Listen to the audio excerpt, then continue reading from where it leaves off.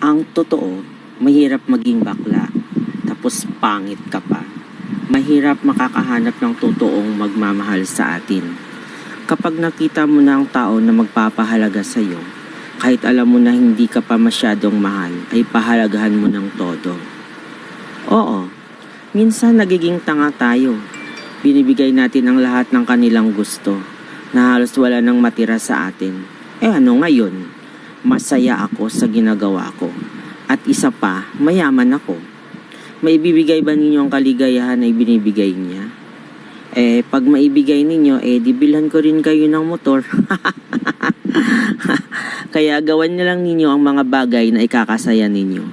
Pakialam ninyo dyan sa mga taong mapanghusga. Sila ba gumagastos? Mga dipota sila. Pero seryoso, masarap ang maramdaman mo na mahalaga ka sa isang tao.